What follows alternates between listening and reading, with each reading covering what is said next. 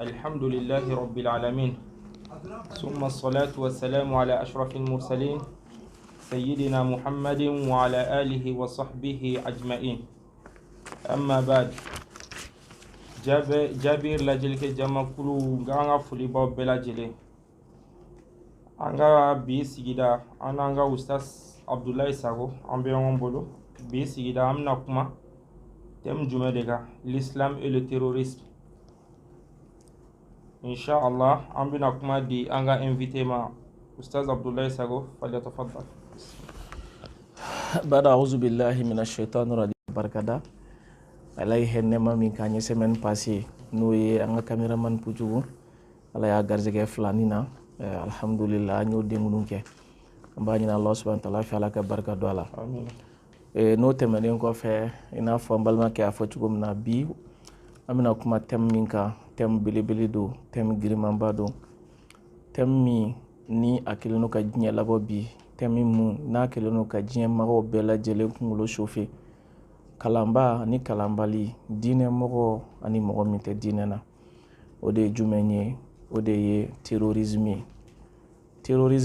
ni arabu b'a fama ko al-irhab faransaw kan b'a fɔ ko le terrorisme. Donc an ye an ka thème kɛ l'islam et le terrorisme, al-islam wal irhab. O kɔrɔ ye an bɛ fɛ ka kuma min kan terrorisme yɛrɛ ye fɛn jumɛn ye n'an bɛna na kuma o kan an ka mawudu la relation jumɛn bɛ silamɛya ni terrorisme cɛ walama en d'autres termes silamɛya ka hakili ɲɛnayeli ye jumɛn ye terrorisme ya la. Inshallah o de ye an ka bi walanda ye ni Alahu taala sɔnna ma. Naam. Donc o la an bɛna kuma walanda in kan sigiyɔrɔ damadɔ la ustaz. A fɔlɔ an bɛna silamɛya yɛrɛ définition kɛ n'o de ye taariful islam. N'o bɔra yen an bɛna terrorisme yɛrɛ définition kɛ n'o ye taariful irhab. N'an bɔra o la an bɛ taa anwa'ul irhab n'o ye type de terrorisme. N'an bɔra o la an bɛna asbabul irhab n'o ye les causes de terrorisme. Donc ni wagati y'an labɔ an bɛna kuma al-farqu bayna al-irhab wa jihad, la différence entre le terrorisme et le jihad fi sabilillah. Et o la an bɛna kuma jihadu kan. Qu'est-ce que c'est que le jihad? Shurutul jihad fil islam, la guerre sainte, quelles sont les conditions de la guerre sainte et quelle est la relation entre al-jihad wal irhab. Ni Allah taala sɔnna ma ni ala man ka jɔnya jana an bɛ fɛ ka kuma walanda in kan nin cogo in de la Abdulatif. Naam. Donc o la an bɛ baara daminɛ direct la an bɛ silamɛya ɲininkali kɛ an b'an yɛrɛ ɲininka silamɛya yɛrɛ ye fɛn jumɛn parce que n'i ye mɔgɔ caman ɲininka ko silamɛya o bɛ définition min f'i ye ani silamɛya yɛrɛ ye fɛn min ye i b'a ye u bɛ ɲɔgɔn cɛ kuma caman. N'i k'i bɛ silamɛya walawala mɔgɔw ye i bɛ taa ni silamɛya ye jɔsen fila la. Le mot al-islam o yɛrɛ kɔrɔ an b'a fɔ ko sens étymologique a kɔrɔ bakurunba ye jumɛn ye n'o bɔra yen ani le vrai sens de l'islam. Donc o kan ka fɔ mɔgɔw ye kosɛbɛ kosɛbɛ. N'an ye silamɛya ta k'a lajɛ n'a fɔra ko al-islam an b'a fɔ ko wal istislamu lillah, o de ye k'i yɛrɛ di ala ma, k'i yɛrɛ kolo ala ye ka sɔn ala ka yamaruyakanw bɛɛ lajɛlen ma. Donc a bɛ fɔ o de ma ko silamɛya. Mais n'an y'a ta k'a lajɛ de façon large i b'a sɔrɔ silamɛya d'abord diinɛ de don. Diinɛ kɔrɔ taabolo taasira i kan ka sira min minɛ itinéraire i bɛ sira min minɛ ka taa se f'i ka objectif ma, o de ye diinɛ ye. Donc silamɛya ye diinɛ ye. Diinɛ jumɛn don? Diinɛ min ni alakira nana n'a ye sallallahu alaihi wasallam n'o tɔgɔ ye ko Muhammad, ni arabu don maganka don kureshika don. Ala y'a ci a san 40 k'a de san 40 kana se san 63 ma ka mission dɔ d'a ma, recommandation dɔ nɔfɛ n'a bɛ f'o ma ko al-Qur'an. Kuranɛ fana kɔfɛ ka fɛn wɛrɛ kɛ ka kuranɛ accompagner n'a bɛ f'o ma ko as-sunna. Donc silamɛya bɛ nin de ye silamɛya ye. Donc en d'autres termes n'i ye silamɛya ta k'a lajɛ i b'a sɔrɔ silamɛya sigilen don jɔ senba fila de kan. Silamɛya yɛrɛ sigilen don jɔ senba fila de kan. jɔsen fɔlɔ-fɔlɔ b'a fɔ ma ko al-aqida o ye Ala bɛ bato cogo di Ala bɛ faamu cogo di diinɛ ko bɛ kɛ cogo di n'o bɔra al-muamalat o ye an bɛ baara minnu kɛ ɲɔgɔn fɛ an ka relation i yɛrɛ ni den ni fa ni ɲɔgɔn cɛ baarakɛlaw ni ɲɔgɔn cɛ sigidaw ni ɲɔgɔn cɛ ani jamana ni jamana ni ɲɔgɔn cɛ dugu ni dugu ni ɲɔgɔn cɛ etc etc donc nin de ye silamɛya ye en gros inchallah donc n'an bɔra o la ustaz an bɛ taga terrorisme yɛrɛ tarifu la n'o de al-irhab irhabu n'a bɛ fɔ ma ko terrorisme i b'a ye tubabukan na a b'a fɔ ko terrorisme mais yani an ka don définition kɔnɔ an b'a yira maaw la k'a fɔ nin mot in tɛ mot kura ye diɲɛ kɔnɔ baara min fana bɛ ka kɛ baara in na baara kura tɛ diɲɛ kɔnɔ maa ma n'i ye histoire kalan ka histoire lajɛ i b'a ye k'a fɔ nation camanw tɛmɛna baara minnu bɛ ka kɛ bi buna adamadenw na u y'a caman kɛ donc o la terrorisme yɛrɛ de kɔrɔ ye ko jatigɛ wale la terreur voilà ka mɔgɔ jatigɛ ka mɔgɔ papali min bɛ a to adamaden bɛ se ka bɔ i hakilina kan papali min b'a to i b'i yɛrɛ kolon ka don fɛn dɔ da fɛ hali n'a ma diya ye donc o yɛrɛ de ye terrorisme o de kosɔn u b'a fɔ ko terrorisme ye baara ye baara fɛn fɛn bɛ yen n'a ka laɲini de ye ka siran ani jatigɛ ko o don adamadenw dusukun na ani ka denmisɛnninw k'olu lasiran k'u jatigɛ u ka sow kɔnɔ ani ka dantɛmɛwalew ani ninjuguya k'olu kɛ ka kɛlɛkɛminɛn ta yaasa ka i ka hakilina min b'i la k'a jagoya i ɲɔgɔn wɛrɛ kan donc nin de ye terrorisme définition ye donc n'i y'a ye nin ye définition kelen définition dɔ fana b'a fɔ tuguni filanan ko terrorisme ye jumɛn ye terrorisme kɔrɔ de ye ko ka adamadenw ka hakɛ min bi adamadenw bolo ko hakɛw bɔsiw la adamaden ka bonya a n'a ka danbe min b'a bolo ko danbe bɔsi adamaden na ka kɛlɛkɛ minɛn ta ka mɔgɔw minnu m'a min u m'a bɔ k'olu bɔn'u ni na ka muso furulenw kɛ firiyatɔw ye ka denmisɛnninw kɛ yatimadenw ye ka dansago wale kɛ maakɔrɔbaw la ani seti maa minnu ye o n'a ɲɔgɔnsi ninnu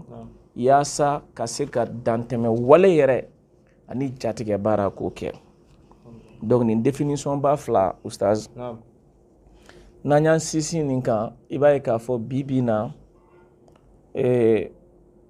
an b'a ye k'a fɔ min bɛ ka kɛ diɲɛ kɔnɔ précisément anw ka jamana kɔnɔ an bɛ se ka an ye kuma minnu fɔ i b'a ye nin action in bɛɛ lajɛlen bɛ don a kɔnɔ donc nin tɛ jamana ye nin tɛ diinɛ ye nin ye définition globale de ye définition min ni bɛn kɛlen don a kan dɔnnibagaw fɛ n'u y'a fɔ ka se ka a yɛrɛ défini fɔlɔ terrorisme yɛrɛ ye mun ye évidemment naam donc o la n'an bɔra o mawudu la an bɛna question filanan min na o de ye anwaul irhab terrorisme yɛrɛ joli don diɲɛ kɔnɔ hakɛ ye jumɛn ye les types de terrorisme donc voilà fo adamadenw ka nin de faamu n'adamadenw ye nin faamu i b'a ye a ka ca la an bɛ fɛn dɔw ta k'a nɔrɔ fɛn dɔ la i b'a sɔrɔ k'a fɔ olu tɛ ɲɔgɔn ɲɛ sira la d'abord a fɔlɔ-fɔlɔ u b'a fɔ ko al-irhabul fikri o de ye terrorisme d'idée filanan al-irhabu dawli o de ye terrorisme d'état sabanan al-irhabul idéologie o de ye terrorisme idéologique nanan al-irhabul badani o de ye terrorisme corporel duurunan al-irhabu siyasi terrorisme politique et wɔɔrɔnan al-irhabul ilami terrorisme médiatique donc nin ye définition ye ni type ye type min nu dɔnnibagaw y'a ta k'a sigi n'an ko terrorisme yɛrɛ kuma bakurunba de don mais i b'a sɔrɔ baara bɛ k'a la sigida wɔɔrɔ de la o sigida wɔɔrɔ de ye nin ye ustaz donc ustaz pour que i ka se ka faamuyali kɛ an bɛna sigida ninnu kelen kelen bɛɛ lajɛlen ta k'u walawala pour que ka se k'a faamu. Amin, inshallah. An bɛ kuma sigida fɔlɔ kan n'o de al-irhab al-fikri, o de ye terrorisme d'idée. Terrorisme d'idée ye jumɛn ye? I bɛna sɔrɔ k'a fɔ mɔgɔ dɔw bɛ yen walama jɛkulu dɔw bɛ yen, olu ka baara ye jumɛn ye? U bɛ hakilina dɔ de kɛlɛ kɛ.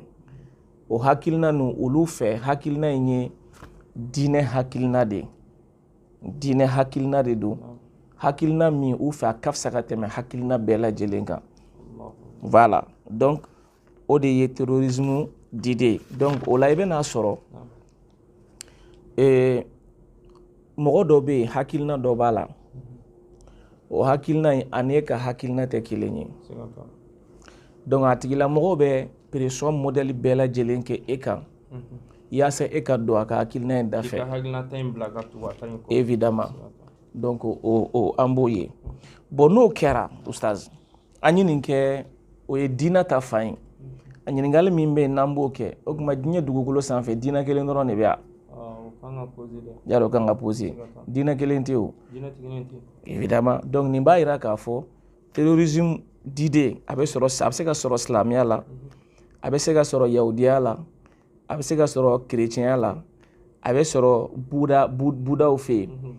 a bɛ sɔrɔ hali josɔnnaw fɛ yen. N bɛ exemple kelen d'i ma. An bɛ taga budaw fɛ yen. N'an taara budaw fɛ yen i b'a ye k'a fɔ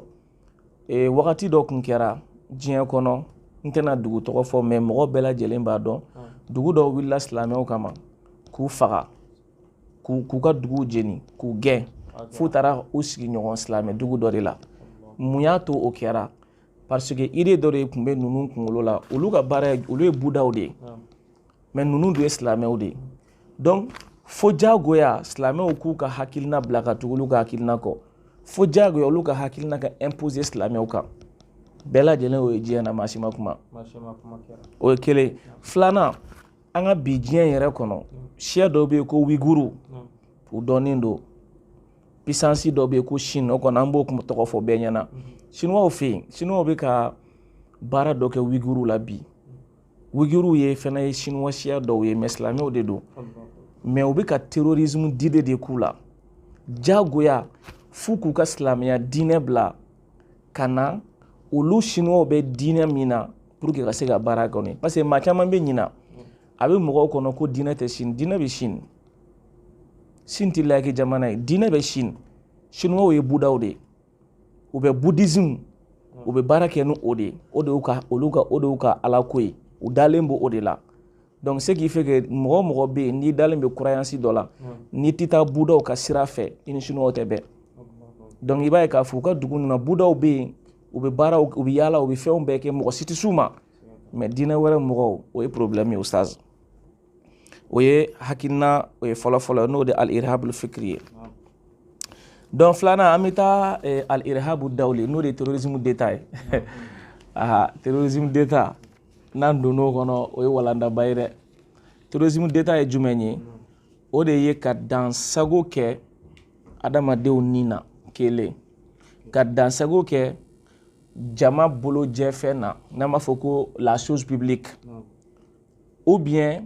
ka dansago kɛ mɔgɔ kelen kelen bɛɛ n'an b'a fɔ ko bien privé. Dansago bɛ k'a kan sariya kɔfɛ ka sɔrɔ a ma kɛ diɲɛ mɔgɔw ka bɛnkan ye. Par exemple sisan i b'a sɔrɔ sisan puissance dɔ bɛ yen dɔrɔn a bɛ wuli a mago bɛ jamana dɔ la a bɛ fɛ ka jamana in minɛ, mais a ye fɛn fɛn kɛ jamana in ma sɔn, qu'est-ce qu'il fait? A bɛ jamana in a b'a bombarder, ou bien a bɛ jamana in a b'a ka wari a b'a geler. Exemple frappant min filɛ ka kɛ bi an filɛ nin Mali la, min bɛ ka kɛ Mali la bi on appelle ça le terrorisme d'État, parce que État dɔw de bɛ yen u bɛ ka dansago Mali la ka Mali ka fɛnw minɛ, u y'an ka wari minɛ, ça c'est le bien public, u y'an ka wariw minɛ, u ye mɔgɔw bali k'u ka minɛnw tɛ don jamana kɔnɔ ka sɔrɔ a ma kɛ ni sariya ye. A ma kɛ ni sariya ye. N'a kɛra sariya ye on ne parle pas de terrorisme, mais dès que a ma kɛ ni sariya ye, donc baara min kɛra terrorisme ya baara de don. Munna? Parce que ko in laɲini ye jumɛn ye? Hakilina min bɛ Mali la, Mali bɛ fɛ ka taa ni taabolo min ye, Mali ka se k'o taabolo bila ka yɛlɛma olu ka taabolo ko jagoya hali n'a sɔrɔ o t'a anw arranger o de terrorisme d'État ye pression bɛ kɛ par exemple an bɛ taa ONU na an bɛ taa fɔ an bɛ taa ni loi dɔw ye ko olu imposer Mali kunna ou bien ni Mali ma sɔn dafɛ jamana ninnu an bɛ taa appuyer dɔw kan pour que olu ka se ka pression kɛ Mali kan donc ainsi de suite yaasa maliyɛnw ka se k'u ka hakilinata bila bon n'a dɛsɛra nin yɔrɔ in na a bɛ se ka kɛ yɛrɛ puissance yɛrɛ bɛ se ka kɛlɛkɛminɛn ta ka bombardement kɛ ala k'an kisi o ma et pourquoi même pas an ni minnu filɛ nin jɛkulu la n'o ye CEDEAO yɛrɛ ye ni siran yɛrɛ tɛ ça b'a sɔrɔ u ye sɔrɔdasiw bila ka na anw fɛ yan jagoya k'an ka ɲɛmɔgɔw ta ka bɔ yen mɔgɔ min ka d'u ye k'u sigi k'u hakilina jagoya an kan. C'est ça qu'on appelle le terrorisme d'État, ça relatif. Voilà. Donc, au terrorisme d'État, il a forme kachan. Il y a fait aussi par exemple, Minkera Irak. C'est une forme de terrorisme d'État. Parce que les États-Unis willa kataka B Iran kan. Kasoro onima yamaria Irak kan pardon. Kasoro onima yamaria fouidama. C'est le terrorisme d'État. Il a fait Libye fene. Autant nous de au terrorisme d'État parce que tout simplement Kadhafi ko abina na Afrique ga war dilan amna buga war la jago ya be nga war dunde no ma nga war dun jago ya mbaw faga terrorisme d'État Israël on be ga min ke Palestine ona c'est le terrorisme d'État parce que kuma do bu bombarder ubuka waru mine ubuka so mine ubuka foro là donc tout ça là on appelle ça le terrorisme d'État. Donc, terrorisme d'État, comme la surunyala, moyen minabe utilisé, jamana contre la, abiseka ke mogo fakaliye, abiseka ke jamana ka bien public ou bien privé ou abiseka dans sagon ulukan kasora makani sharia. Donc, au fait terrorisme modèle doy. Nam sigora sabana odeye terrorisme idéologique. Nama fo al-hirab al-idéologie. Ale o ye jumɛn ye I bɛ n'a sɔrɔ jamakulu dɔw bɛ kɛ sigida dɔ la jamakulu ninnu I b'a sɔrɔ faamuya dɔ de b'u la ani miirina dɔ de b'u la ani taasira dɔ de b'u la o faamuya in n'o miiriya n'o taasira u b'a fɛ bɛɛ lajɛlen ka don o fɛ mais ale ni dɔ in idée in différence ye min ye nin na idéologie la ale bɛ kɛ diɲɛ dɔrɔn de kama I b'a sɔrɔ ala ko t'a la diinɛ ko tɛ mais idée ta in o ye diinɛ ko de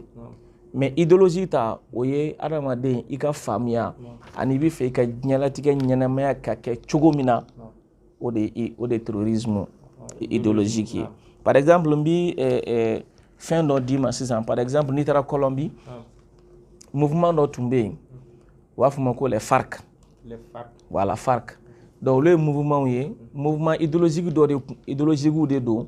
parce que olu ka yeta ye min ye dugu kan ka kɛ tan de donc mɔgɔ ma sɔn u ye kɛlɛ wuli jamana kɔnɔ u bɛ mɔgɔw faga u bɛ mɔgɔw kidnapper u bɛ fɛnw kɛ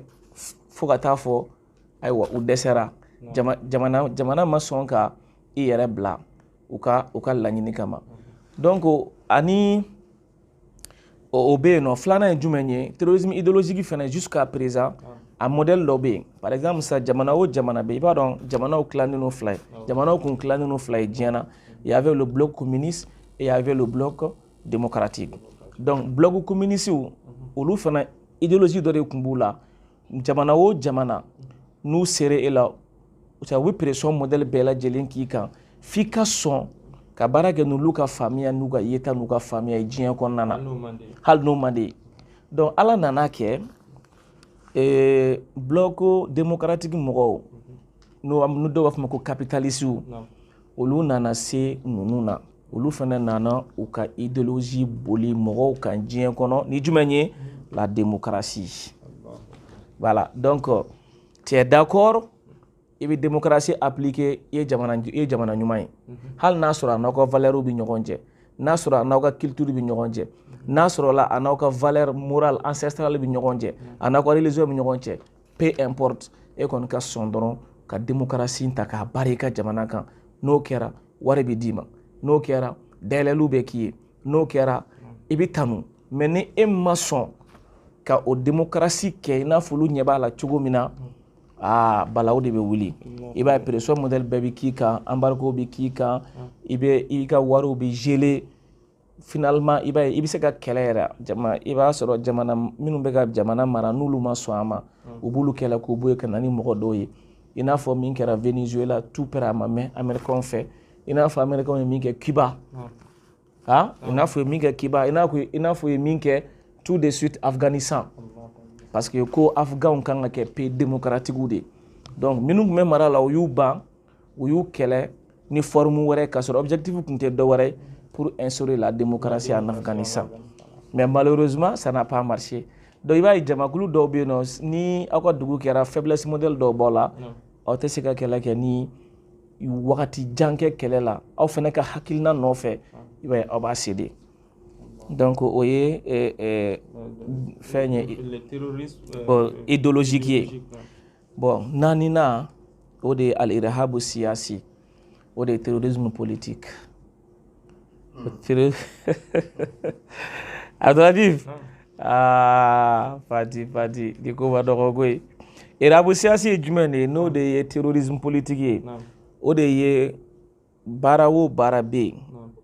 ni gɛlɛya baara don dantɛmɛ wala baara don ni politiki mɔgɔ b'a kɛ hakilina ye jumɛn ye a bɛ fɛ ka mɔgɔ dɔ bali ka se fanga la o de ye terrorisme politique ye il met tous les moyens sur place pour que ka dɔ bɛ yen k'o bali quelqu'un n b'a a exemple d'i ma sisan i b'a faamu Sénégal an bɛ taa Sénégal Sonko ni Sonko ni Macky Sall a exemple fara an bɛ taa Côte d'Ivoire Soro ni Alassane a exemple fara pa Mali fana ye an ka politiki mɔgɔw ani Mali diinɛ mɔgɔw ils font tout pour que diinɛ mɔgɔ dɔ kana se ka ɲɛ sɔrɔ politiki la u b'a tɔgɔ tiɲɛ u b'a danbe tiɲɛ u bɛ nkalon tigɛ ka d'a la u bɛ pression bɛɛ lajɛlen monter pour que a tigilamɔgɔ ils sont prêts jusqu'à aller kuma dɔ la ka mɔgɔw sara mɔgɔ min yɛrɛ bɛ fɛn fɔ subhanallah an y'o ye prévu laban min kɛra kɔsa na ɲɛ ka taa marifa ci mɔgɔ la fo misiri kɔnɔ ça c'est un terrorisme politique a kɛra kun jumɛn de kama c'est pour que mɔgɔw ka se ka u yɛrɛ sama ka bɔ idée min b'u nɔfɛ u ka se k'u sama ka bɔ a la voilà donc o terrorisme politique min filɛ nin ye ale ni diinɛ ko tɛ ɲɔgɔn ye sira la ale ye objectif politique de hadafun siyasi o de kosɔn i b'a ye parti politiquew baden bɛ sigi ni mɔgɔ candidat min mana a kun bɔ n'a bɛ fɛ ka kɛ politique ye ale fɛ ka kɛ président ye qu'est-ce qu'on fait on fait tout pour l'empêcher a kana kɛ se ka kɛ président ye a bɛ kɛ ni moyen jumɛn a dɔw la u bɛ wari di a ka militant u b'a ka militants san o bɛ kɛ filanan i b'a sɔrɔ a ka le plus proche de lui u b'a infiltrer quoi u b'a infiltrer u bɛ se ka muso dɔ ci a ma komi généralement an ka diɲɛ laban na fo n'Ala ye mɔgɔ min sutura u bɛ muso dɔ ci ma donc i ka image bɛ k'u bolo donc u bɛ na u b'u ka proposition k'i ye tu es obligé de céder ou bien i b'a ye n'u dɛsɛra o bɛɛ la wari t'e sɔrɔ muso t'e sɔrɔ e tɛ taa baara kɔnɔ i tɛ dulɔ min i ye mɔgɔ ɲɛnama ye qu'est-ce qu'ils font u b'i gɛrɛ i la n'u y'i gɛrɛ i la u b'i bila poste dɔ la i n'a fɔ u b'i fɛ mais u bɛ tila k'i mago sa o poste in na i n'a fɔ min kɛra an ka candidat ba dɔ la Mali kɔnɔ yan bɛɛ kun hakili b'a la k'ale de bɛna kɛ président ye mais u y'a nɛgɛ k'a gɛrɛ u yɛrɛ la a gɛrɛl'u la tuma min na ka action dɔ kɛ dɔrɔn maliyɛn bɛɛ banna la o mangoya b'a kan hali sisan n tɛna mɔgɔ tɔgɔ fɔ bɛɛ bɛ kuma faamu a kɛra sababu ye k'a ka code de popularité ben mɔgɔ kun sɔnnen b'a ye bɛɛ banna la ça o de ye terrorisme politique ye bon a terrorisme politique wɛrɛ fana bɛ yen nɔ a dɔw la u bɛ se ka hali i ka documents falsifier et peuvent même aller ka wari dɔ ci voie dɔ fɛ i ka compte bancaire la ka sɔrɔ ka o relever note ta k'a bɔ k'a fɔ bon voilà karisa filɛ na a b'a yɛrɛ kɛ mɔgɔ ɲuman ye wari cira ka bɔ yan ka nkalon modèle bɛɛ tigɛ ka di i la pour t'empêcher i n'a fɔ an filɛ ka kelen dɔ la sisan an ka bi politiki mɔgɔw sada an b'a bɛɛ de fɔ bi koyi an ka bi politiki mɔgɔw ani an ka premier ministre ne tɛ premier ministre n t'a dɔn k'a b'a la kan dan n'a ma deli ka sigi ka kuma a ka dɛrɛmɛ kelen tɛ n kɔnɔ politique mɔgɔ fɛn fɛn bɛ yen maa si tɛ yen min b'a fɔ ko ni ne deli ka gɛrɛ ɲɔgɔn na a tɛ yen k'a b'a la kan dan ma deli ka don parti politique la fɔlɔ jamais donc n bɛ se ka kuma cogo min ye n diya an ka premier ministre min filɛ nin an kunna bi il est en train de subir ce qu'on appelle le terrorisme politique. Comment ça? A jateminɛ mɔgɔ bɛ n'i ko i fa terikɛ ma k'o ye subaga ye i ko jɔn ye subaga ye i k'i fa ye subaga ye mɔgɔ bɛ se k'a fɔ ko premier ministre man ɲi cogo di ko président ka ɲi mɔgɔ bɛ se k'a fɔ cogo di ko premier ministre bɛ baara o baara kɛ k'a ni président tɛ ɲɔgɔn ɲɛ sira la an filɛ nin problème dɔ la sisan n'o ye code ko problème ye code électoral ko min votera sisan jumɛn de fɔra gouvernement ka projet de don gouvernement de nana n'a ye gouvernement bɛ représenter ni jɔn ye le premier ministre le premier ministre donc pour subir ce qu'on appelle le terrorisme politique u ye fɛn bɛɛ fɔ a nana ni loi in ye ale de tun bɛ fɛ ka loi in k'a ta ye or le premier ministre a bɛ baara kɛ jɔn ka couverture la président mais pour k'a tɛ fɔ ko président de tun bɛ fɛ ka fɛn k'a ta ye o tɛ fɔ donc an b'an ɲɛsin nin de ma c'est pour l'empêcher a ka se k'a ka objectif atteint en matière politique o sa n'u dɛsɛra nin bɛɛ la i b'a dɔn i bɛ min fana kɛ yan u bɛ ekɔlidenw bɔ ka bila i la u bɛ syndicat bɔ ka bila i la syndicat bɛɛ bɛ grève kɛ en même temps jamana bɛ yoba i bolo u b'o kɛ président na u b'o kɛ premier ministre la ou bien le gouvernement en place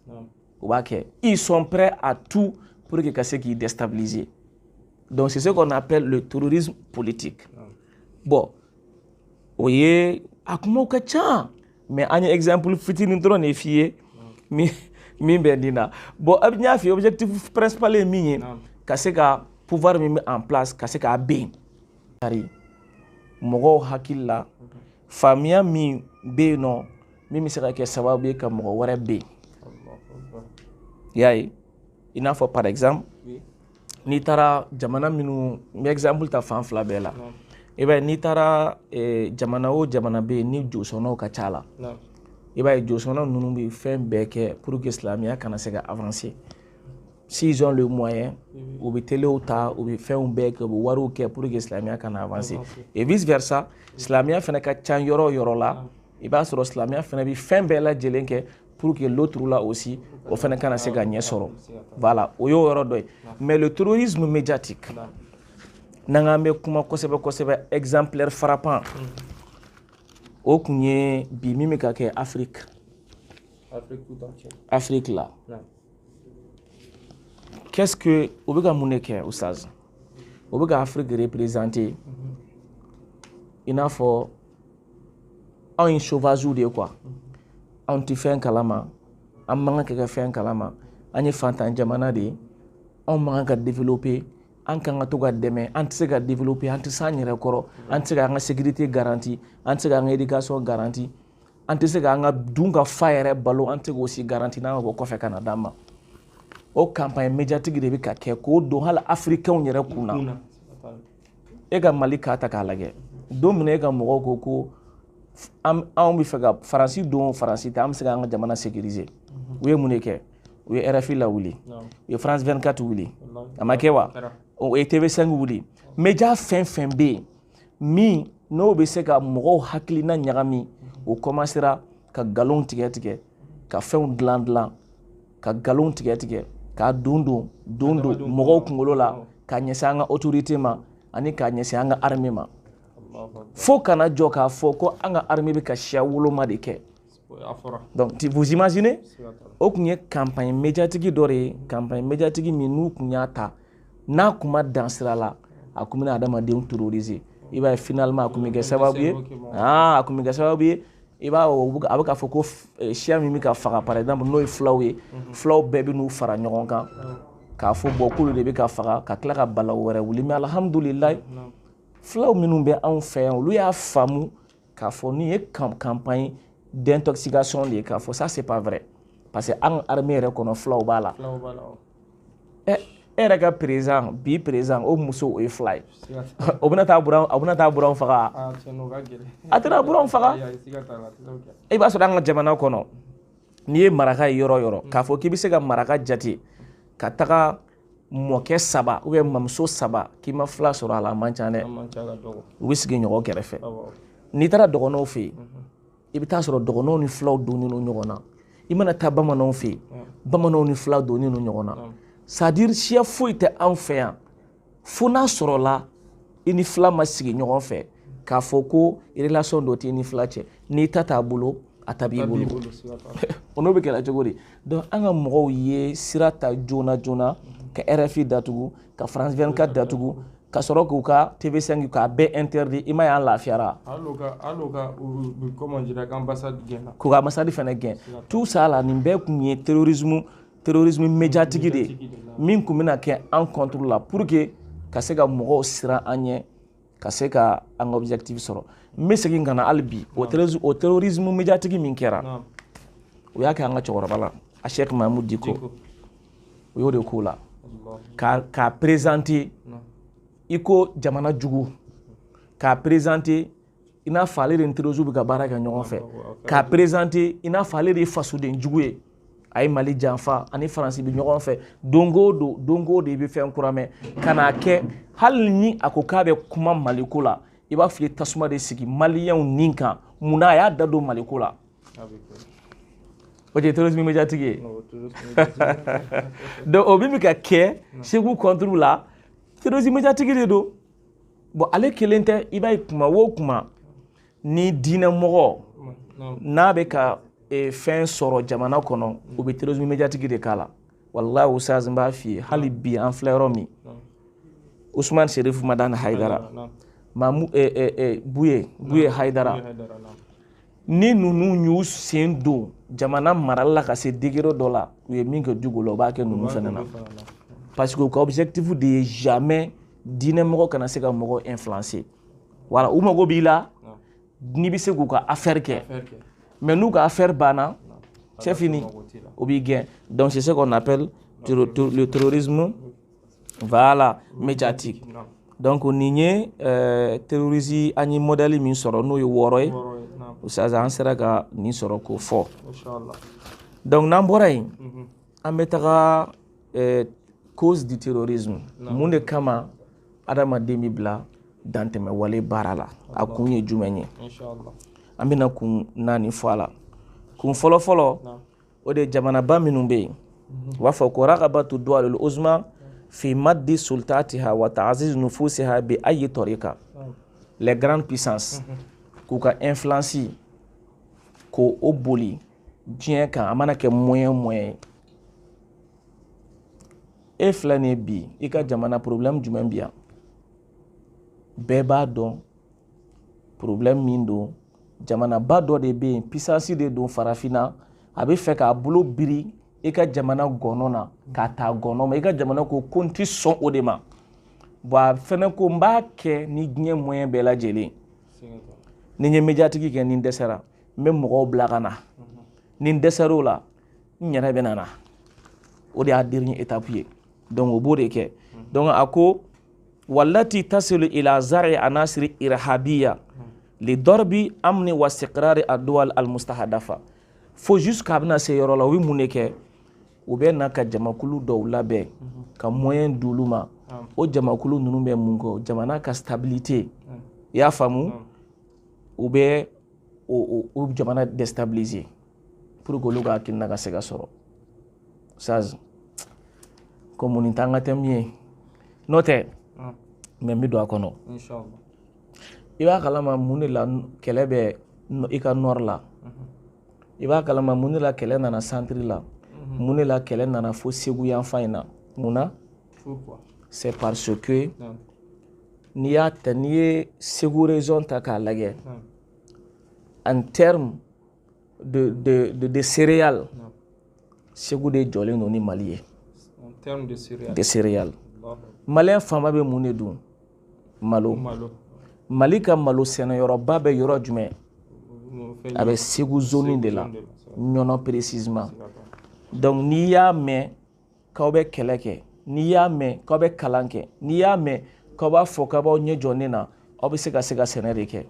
donc n'an balila sɛnɛ na mun de bɛ na kɔngɔ bɛ don ni kɔngɔ donna mun kɛ mɔgɔw b'u place bila ni mɔgɔw y'u place bila u bɛ na sigi mɔgɔ wɛrɛw kan e bɛ Bamakɔ yan e bɛ k'i débrouiller e balimaw bɔ village la kɛlɛ y'u wuli ka bɔ u tɛna na fara e kan wa ok e bɛ tun bɛ min sɔrɔ o bɛ bɔli kɛ bilen wa voilà finalement e ni olu aw bɛna fara ɲɔgɔn kan ka muruti a bɛ jamana kɛlɛ yaasa u bɛ min nɔfɛ jamana ka se k'a d'u ma n'i taara n'i ye Mopti ta k'a lajɛ le centre Mopti ka kɛlɛ ye kun jumɛn ye parce que an ko nord de ani ressources bɛ nord jukɔrɔ olu fana ko nord ressources bɛ nord jukɔrɔ donc an fila bɛ ɲɛ bi fɛn kelen na o tɛ wa bon pour que i ka se nord la i bɛ tɛmɛ centre de kan donc ni balaw wulila centre yɛrɛ la e ma se ka o yɛrɛ gérer fɔlɔ hakili bɛ jigin nord la wa o de y'o ye bon n'i ye Mopti fana ta k'a lajɛ ɲɔ la n bɛna kabako kuma de f'i ye bi ɲɔ jaba malo jɛgɛ ani sogo nin de ye Mopti ye e ɲɛ b'a la mun de la kɛlɛ bɛ dɔgɔnɔdugu ninnu na dɔgɔnɔdugu ninnu de bɛ an service saɲɔ na Mopti kɔni Mopti zone bɛɛ Mopti ɲɔ fɛn fɛn bɛ yen dɔw bɛ bɔ Kucala la dɔw bɛ bɔ Sikaso ka na mais dɔgɔnɔdugu bɛ ɲɔ min sɛnɛ a Moptikaw b'o min san o ka ca min bɛ bɔ Sikaso région na ka na Mopti bon jaba min fana filɛ nin ye ɲɛ b'a la dɔgɔnɔ jamanaw ninnu bɛ jabaw sɛnɛ ka jigin ka na n'a ye ka na feere Mopti jɛgɛ o ye bozow ta ye Mopti économie yɛrɛ basigilen don jɛgɛ de kan sogo o ye filaw ta ye ni misi yɛrɛ tɛ ka ye bilen misi bɛɛ bɛ ka cɛ ka taa n'i taara k'i bɛ taa mɔni kɛ i bɛ faga a bɛ kɛ cogo di donc centre mɔgɔ finalement olu bɛ n'u sigiyɔrɔ bila olu fana bɛna fara sud kan n'o kɛra yɔrɔ bɛ kɛ espace vide ye ni yɔrɔ kɛra espace vide ye maintenant sisan u ka hakilina ye fɛn min ye u bɛ sɔrɔ k'o bolo o kan n tɛ kuma tɔw kan o fana o ye fɛn wɛrɛ ye géologues b'o dɔn mais n bɛ ka kuma i kan aspect min kan o de ye nin donc ça c'est nin ye jamana baba minnu bɛ diɲɛ kɔnɔ n'olu bɛ balo ressources minières la olu bɛ nin baara de kɛ yaasa u bɛ se k'u ka objectif sɔrɔ sinon ne bɛ ɲininka o terrorisme minnu filɛ nin ye anw fɛ yan a jɔn bɛ marifa dilan marifa dilan usine b'u bolo wa a bɛ Mali bolo wa marifa dilan usine bɛ Afrique yan mais marifa bɛ ninnu bolo n'i ye a ka bɔ hakilina ma a bɔ min jɔn de ninnu former c'est la question qu'on doit se poser o ma former u yɛrɛ ma o jɔn de bɛ to ka position d'u ma c'est la question qu'on doit se poser donc nin bɛɛ lajɛlen ye jamana baba minnu bɛ yen nɔ n'olu bɛ balo jamana misɛnninw na nin y'olu ka objectif ye donc o ye premier objectif ye deuxième objectif ye jumɛn ye mɔgɔ dɔw bɛ yen a ta'athuru bi ba'di alladina yad'una lid-din bil fikr al mutashaddid i b'a sɔrɔ mɔgɔ dɔw bɛ yen tu b'a fɔ ko les radicaux mɔgɔ dɔw bɛ i b'a sɔrɔ c'est des bras durs dans la religion o tɛ silamɛya dɔrɔn ye dɛ a bɛ chrétienya la a bɛ silamɛya la hali a bɛ josɔn na a bɛ juiviya la i b'a sɔrɔ olu c'est des extrémistes olu kɔni non n'olu ka hakilina ni e ka hakilina ma kɛ kelen dɔrɔn ye kafiri de ye o mɔgɔw bɛ yen mɔgɔw bɛ baga silamɛya dɔrɔn ma silamɛya dɔrɔn tɛ o a bɛ chrétienya la a bɛ silamɛya la a bɛ juiviya la a bɛ josɔn na il faut que e ka hakilina n'olu ka hakilina ka kɛ kelen n'a ma kɛ kelen dɔ ta cɛ mécréant i b'a sɔrɔ a dɔw yɛrɛ hali u yɛrɛ woloba u yɛrɛ wolofa u yɛrɛ kɔrɔkɛ u dɔgɔninw u bɛ ban ninnu bɛɛ la u ko non ko nin tɛ silamɛ ye tout simplement ale ye faamuya min kɛ diinɛ na ni ninnu m'o faamuya kɛ donc a bɛ kɛ baara dur ye olu contre la o fana ye a sababu dɔ ye ani i b'a sɔrɔ a ye texte dɔw kalan diinɛ na o texte ninnu i b'a sɔrɔ a m'u faamu kosɛbɛ par exemple sisan n bɛ exemple dɔ d'i ma n'a fɔra silamɛya la ko a jihadu fi sabilillah an bɛna s'a ma peut-être walanda wɛrɛ la an bɛna kuma la jihadu ye mun ye a tiɲɛ don a fɔra ko silamɛ kan ka jihadu kɛ mais guerre sainte yɛrɛ ye fɛn jumɛn donc or que a ko ɲini k'o dɔn a bɛna balan verset kelen na kuranɛ kɔnɔ ko ala de ko a ye kɛlɛ kɛ kɛlɛ kan ka kɛ condition min na jɔn de kan ka kɛlɛ a t'o dɔn a ka sira yɛrɛ t'o la a sɛbɛnni bɛ kuranɛ kɔnɔ dɔrɔn a sɛbɛnni bɛ point à la ligne donc n'i ko non a ye kafiriw de aw tɛ silamɛ ye aw tɛ silamɛ ye an de bɛ voilà ainsi de suite donc o fana o y'a sababu dɔ ye o ye sababu filanan ye n'est-ce pas sababu sabanan i b'a sɔrɔ jamakulu dɔw bɛ yen jamakulu minnu ka baara ye ka jatigɛ wale ani dantɛmɛ wale k'o kɛ sigida la mais u ka hakilina ye jumɛn ye u ka hakɛ olu yɛrɛ fɛ k'u tɔɲɔnen don u mago bɛ hakɛ min na ko d'u ma ani u yɛrɛ fɛ ko jamana kelen don k'u bali hakɛ dɔ la voilà donc karamɔgɔ kuma in tɛ fila ye ko ye i b'a ye an ka jamana in kan kɛlɛ fɛn fɛn wuli an ka jamana in kan yanni ninnu sen ka don a la an yɛrɛ malidama ni ɲɔgɔn cɛ i b'a sɔrɔ hakilina dɔ de bɛ yen o hakilina ye jumɛn ye anw de ye ninnu ye ninnu de ye ninnu ye ninnu kɛlen don k'an bila kɔfɛ fɛn bɛɛ olu de ta ye donc an bɛ kɛlɛ kɛ fo hakɛ min b'an bolo a ka d'an ma donc kɛlɛ an bɛ hakɛ in sɔrɔ ni modèle o modèle ye an b'a kɛ n'a bɛɛ lajɛlen c'est ce qui a fait que kɛlɛ caman kɛra u dɛsɛra k'a sɔrɔ mais cette fois-ci u taara na ni groupe wɛrɛw ye ka mɔgɔ wɛrɛw far'u kan ka sɔrɔ ka na ni couverture wɛrɛ ye parce que objectif dɔ de b'u la u fɛ k'olu tɔɲɔlen de don u fɛ olu de ni nin ka kan u balila la donc u b'a ɲini cogo min na u b'a ɲini ni fanga de ye donc moyen bɛɛ lajɛlen bɛ utiliser pour que objectif in ka se ka sɔrɔ donc o ye a hakilina dɔ ye naaninan o de ye kunfinya aljahalu wa adamu iman wa adamu almarifatu biddin i b'a ye mɔgɔ caman bɛ yen a bɛ dantɛmɛ wale baara kɛ i b'a sɔrɔ wallahi limaniya jɔn tɛ karamɔgɔ a b'a yɛrɛ kɛ silamɛ ye a b'a yɛrɛ kɛ ala jɔn ye mais a ka baara paratigi min n'a b'a kɛ ani ala ko ka jan yɔrɔ la i ko jɛgɛjala ni baji wa i b'a sɔrɔ mɔgɔ min fɛnɛ don a ma kala wa a tɛ diinɛ yɛrɛ dɔn a tɛ diinɛ dɔn karamɔgɔ donc nin de ye sababu naani min n'an y'a fɔ min bɛ kɛ se ka kɛ o kuma terrorisme sababuya ye diɲɛ kɔnɔ naam donc o la an bɛ taa alfarq bayna al-irhab wal jihad sisan la question qu'on se pose karamɔgɔ pourquoi mɔgɔ minnu bɛ ka maliyɛnw faga mɔgɔ minnu ka burukinabew faga mɔgɔ minnu bɛ ka nigériens faga o kɛlen don k'a tɔgɔ d'u la ko les djihadistes pourquoi les médias internationaux o bɛ ka terrorisme médiatique kɛ anw kan surtout silamɛw kan ka silamɛya ta k'a nɔrɔ ninnu ka baara la pourquoi c'est la question qu'il faut se poser donc tout musulman silamɛ fɛn fɛn bɛ diɲɛ kɔnɔ i kan k'i sigi k'i miiri k'a dɔn terminologie karamɔgɔ fɛn b'a la dɛ importance ba de b'a la dɛ e ma ye n'a tora ka f'i ma fatɔ finalement mɔgɔ bɛ b'i minɛ fatɔya i bɛ action fɛn fɛn ma ko non nin ye fatɔ de ye n'a fɔra i ma ko naloma finalement i mana action fɛn fɛn non nin ye naloma de ye donc tɔgɔ ani tɔgɔ bɛ fɛn min yira jɔyɔrɔba de b'o la o de kosɔn tɔgɔ ninnu u t'a ta ten ni mɔgɔ minnu bɛ ka kɛlɛ kɛ n'u kun nana de k'a fɔ k'an bɛ ka kɛlɛ kɛ cogoya wɛrɛ la u bɛ ka mɔgɔ minnu ɲini u t'o sɔrɔ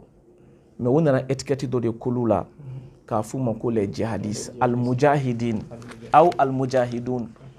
le mot al-djihadiste c'est un mot arabe min taara ka don français la u y'a ta ka don jumɛn na maa minnu bɛ yen n'u bɛ kɛlɛkɛminɛnw u bɛ bɔmu siri u yɛrɛ la u bɛ marifaw ta u bɛ mɔgɔw ja tigɛ ka bɔmu d'u yɛrɛ la yaasa ka u b'a fɔ u da la k'olu bɛ ka kɛlɛ kɛ ni silamɛya de ka laɲini ye k'a sɔrɔ silamɛya tɛ o de kosɔn a ka kan an k'a dɔn jihadu ye jumɛn ye yarɔ différence jumɛn bɛ jihadu ale ni terrorisme cɛ Usa Abdulatif n'i ye terrorisme ta k'a lajɛ an kuman'o kan jatigɛ wale ni fɛn mais jihadu ye jumɛn ye kɔrɔ caman b'a la mais mago bɛ yɔrɔnin min na yan dɔrɔn o de ye maa min dalen bɛ ala la a dalen bɛ alakira la sallallahu alaihi wasallam a donna silamɛya la ale ka bamuru ta walama ka marifa ta ka ɲɛsin mɔgɔ dɔ ma min dalen tɛ min ma sɔn min tɛ silamɛya diinɛ na a kɛra chrétien ye o a kɛra juif ye o a kɛra josɔnna ye o a kɛra diinɛ wɛrɛ mɔgɔ a ka laɲini ye jumɛn ye o tigilamɔgɔ ka se ka kɛ silamɛ ye i n'a fɔ ale kɛra silamɛ ye cogo min o de ye jihadu ye o la u b'a fɔ de ko alijihadu o de ye ka kɛlɛ kɛ yaasa Allahu subhanahu wa ta'ala ka kumakan ka kɔrɔta o de ye jihadu ye ok donc o jihadu n'an k'an bi don définition kɔnɔ an tɛ tila bi jihadu ka ca jihadu fɔlɔfɔlɔ yɛrɛ ye jumɛn ye adamaden i k'i turu i yɛrɛbakun kan u b'a fɔ de ma ko jihadu nafs i bi i turu i yɛrɛbakun kan n'i y'i turu i yɛrɛbakun kan i bi i yɛrɛ ni i b'a kɛlɛ o ye jihadu modèle dɔ ye jihadu modèle wɛrɛ ye jumɛn ye i balima min bɛ yen ni diinɛ mɔgɔ tɛ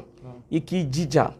ka tugu a tigilamɔgɔ la k'a nɛgɛn ka wajulu k'a kun ka kumakan dumanw f'a ye ka to ka cadeau d'a ma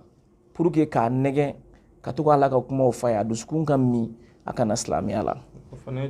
o fana ye jihadu qualité dɔ ye jihadu qualité wɛrɛ ye jumɛn ye i balima dɔ bɛ yen a bɛ kojugu la ala y'a lajarabi ala k'an kisi gulɔ min na a y'a lajarabi ni jɛnɛya ye a y'a lajarabi ni sonyɛni ye kan'a ye k'a to yen i b'i to ka taa ka tugu a nɔfɛ pour que k'a dɛmɛ cogo bɛɛ lajɛlen na a b'o jogojuguya min na ka se k'o dabila ka na ça o fana ye jihadu dɔ ye donc mais jihadu yɛrɛ laban ko labanna ni min ye n'o de ye ka bamuru ta k'a fɔ i bɛ taa mɔgɔ dɔ kɛlɛ pour que a ka don silamɛya la donc u ye ko in daminɛ ni o de ye o de kɛ silamɛya ye san 14 de kɛ ala ma jihadu di silamɛw ma jihadu dir'u ma hijira san 2nan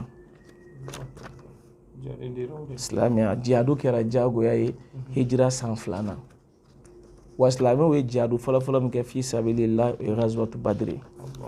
min kɛra sunkalo kɔnɔ a dɔw bɔra hali u ma bɔ ni kɛlɛkɛminɛ ye hali yɛlɛnkanfɛn tigi tun ye mɔgɔ damadɔ dɔrɔn de ye u taalen kungo kɔnɔ de fana a fɔr'u ɲɛna ko bɔn k'ala ko jihadu b'aw kan soit aw bɛ kɛlɛ kɛ k'aw ka fɛnw minɛ soit aw bɛ segin ka taa u ko ya rasulallah n'i ko cogo min an b'a kɛ ten donc vous voyez Oustaz donc il faut pas que mɔgɔw ka fɛn fila mélanger mɔgɔ minnu filɛ nin anw fɛ yan n'u bɛ ka buna adamadenw faga ka mɔgɔw ka bagan minɛ ka mɔgɔw ka foro jeni ka mɔgɔw ka dugu ci jihadisiw tɛ jihadisiw tɛ ninnu ye terrorisiw de ye munna jihadisiw tɛ c'est parce que n'i nana jihadu surutuw la n ti don mais n bɛ bakurunba dɔrɔn f'i ye pour que a ka fɔ ko jihadu il faut que diinɛ ka fɔ ɲɔgɔn kɔ ni diinɛ ma fɔ ɲɔgɔn kɔ jihadu ko kuma tɛ fɔ a bɛ fɔ de ko al fitna bayna al muslimin bravo o de kosɔn alakira fatulen sallallahu alaihi wasallam ni Muawiya ni Seydina Ali fɔra ɲɔgɔn kɔ su baden bɔra silamɛya la o su min bɔra a la a ma fɔ o ma ko jihadu a fɔra de ko al fitna bayna sahaba bon o fitna min filɛ nin alakira ma daga abada mɔgɔ min b'a fɔ la ilaha illallah muhammadun rasulullah e k'o tigila mɔgɔ faga n bɛ misala kelen dɔrɔn d'i ma Seydina Umar radiyallahu anhu alakira wagati la sallallahu alaihi wasallam don dɔ la a ko alakira ma ko ya rasulallah a ko munafigu minnu bɛ yan an t'u kuntigɛ ka b'u kan da la de ya munafigi minnu bɛ yan mun an t'u faga alakira y'a lajɛ a ko ayi ya Umar k'an kana kɛ ten a ko Umar n'an ye ninnu faga maaw bɛna fɔ ko an yɛrɛ dama bɛ ɲɔgɔn na aw kama kala sallallahu alaihi wasallam a b'u bɛɛ lajɛlen dɔn et pourtant ala ko fana ku ka munafiqu ka jihadu ke ko munafiqu fana jihadu be ke olu fana nawo mais munafiqu ka jihadu e jumenye est ce que muru de do muru tew kuma de bi fo kuma mimbe na bu sogo kuma mimbo atube miri kuma mini ya fo ni horo mana tara na sigi ka miri abada bla na la da kuna dia kama kuna aya yɛrɛ jiginno na ala ko ala kira masala ko kuma gɛlɛman fu ye qawlan baligha kuma gɛlɛman fu ye kuma min n'i y'a fɔ adamaden ma n'a taara sigi ka miiri a b'a dɔn k'a fɔ karisa ye min fɔ tiɲɛ de don o de fɔra munafiqu ka jihadu la donc o la kuma lasurunya la ala kira sallallahu alaihi wasallam a ye hadisa dɔ fɔ hadisa in kan ka mɔgɔw siran bɛɛ lajɛlen ka nin lamɛn a ko ni silamɛ fila ye ɲɔgɔn kunbɛn n'u ka bamuru ye kelen ye min ye fagali kɛ o walama min fagara o k'a fila bɛɛ bi don jahanɛmɛ na sababu y'a ɲininka ko ya rasulallah ko min yɛrɛ fagara a ko dɛrɛ a ko min fagara o ka laɲini kun ye jumɛn ye ka dɔ in faga donc alqatilu wal maqtulu fi nar ni e bamuru ta e ye marifa ta voilà an ka kɛ yɛrɛ supposons mɔgɔ minnu bɛ ka na bi k'u bɛ na ni silamɛya ye an ka kɛ yɛrɛ supposons k'u bɛ na ni silamɛya ye n'i bɛ taa ni silamɛya ye mɔgɔ fɛ yen ala kira sallallahu alaihi wasallam a ka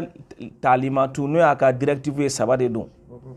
a fɔlɔ-fɔlɔ i bɛ ci de d'u ma fɔlɔ i tɛ taa bin u kan karisa anw de ye silamɛw ye an bɛ yan an bɛ fɛ aw ka don silamɛya la première condition n'aw ma sɔn ka don silamɛya la an b'aw to aw ka diinɛ kan mais aw bɛ k'anw ka mara kɔnɔ san o san an bɛ taa impôt minɛ aw la an tɛ s'aw ma dɛ wa an b'aw protéger fana wa a b'u protéger dɛ mɔgɔ tɛ bin u kan fana aw bɛ taa impôt minɛ u la aw bɛ taa san o san u bɛ wari di aw ma o y'a sɔrɔ bɛnkan b'aw ni ɲɔgɔn cɛ bon tiɲɛ yɛrɛ la an tɛ se aw ma aw kana s'an ma an tɛ mɔgɔ dɛmɛ aw kan aw kana mɔgɔ dɛmɛ an kan a y'an to an ka diinɛ na mais san o san an bɛ impôt sara aw ye o de ye filanan ye sabanan n'u ko ko an tɛ impôt sara wa an tɛ don diinɛ na o tuma u bɛ sɔrɔ ka kɛlɛ